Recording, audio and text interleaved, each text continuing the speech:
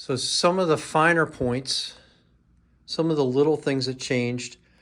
I know I said in the other video I had the Audioquest outlets, NRG 15s.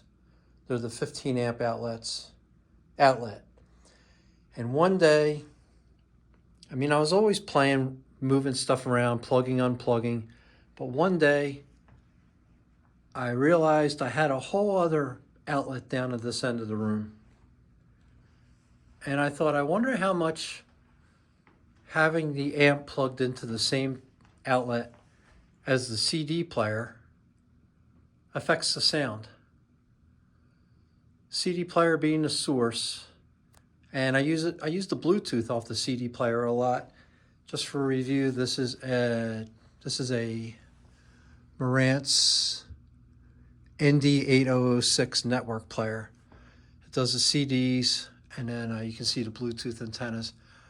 I'll talk about that a little later. But anyway, one of the major changes in the system, another thing that just brought the sound out and just gave me so much more of what I was looking for, was to separate the CD source, electricity source, all the way down here, and the amp sources are both plugged in up here.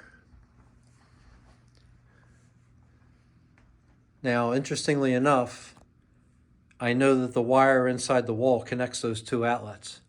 In fact, the wire inside the wall actually connects these two outlets also. There's two more outlets behind them. There's one back behind the bike there, you can see that. And then there was one more down here. And what I did is, since I don't use these outlets, was I pigtailed the wires inside, took the sockets out, and put cover plates on. So I'm pretty sure I'm all, and I taped the wire nuts down to the pigtail. So I'm pretty sure I'm in code there.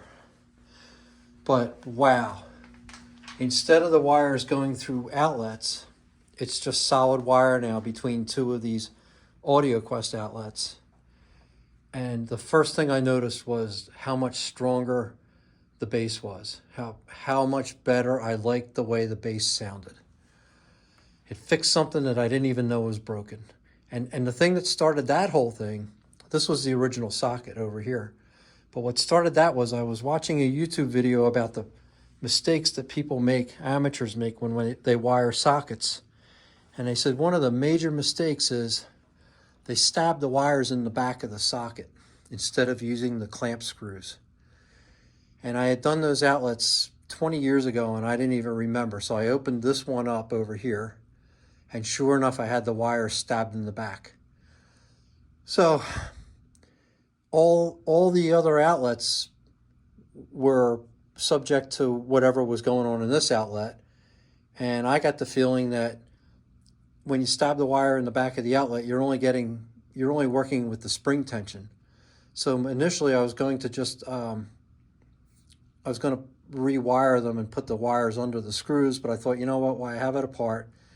These NRG 15 outlets are so overbuilt. Let me just put one of those in there. And I mean, you can really clamp down on the wire. And that's another thing I noticed. Wherever wire connects to wire, or a wiring post, or anywhere, wherever wire makes a connection, the tighter connection sounds better. Those spring clips and things like that, I don't think they put enough pressure on the wire to get the most out of it. All right, so that's the electricity. And I guess while I'm on the subject of electricity, let's see if we can get back in here. I still have this light. Make sure it's on low. Yeah. So once the wire comes up behind the cabinet, and maybe you can see how far the cabinet is from the wall. But basically what I did, I did the power wires first. And I built like a telephone pole system in the back so that I could lead the wires up to the outlets, and the wire if I pull any one of these components away from the electric wire, that wire will sit exactly where the IRC socket is. So that the whole purpose of this was to lock the wire down so that it just floats right into the IRC socket. And with very little effort, and a little bit of trial and error, I was able to achieve that. So I got the power wires in first, and then the speaker wires. And again, the thing with the speaker wires is I wanted them away from the wall. I don't know if you can see that or not. I just wanted them out in space. Now, I've heard people say, well, the speaker wires are like an antenna wire, but one thing I have going for me in this condo is both over and above me is corrugated steel sandwiched by 3 inches of concrete. And I don't know if I'm really in like a Faraday box or not, but the system is very quiet, and I do have a little trouble getting a phone signal in here. I only get like a bar and a half unless I go over to the window. So I do think that the construction of this condo does add to some of the, again, some of the way that the system sounds that I enjoy. It sounds, the music comes to the forefront, and I don't really hear much else going on. I don't hear any extra noise or anything like that. So that's the power. We've talked about the power, the components, the way the system operates, the fact that it's 2 systems. So I want to get into some of the things that I did that I feel,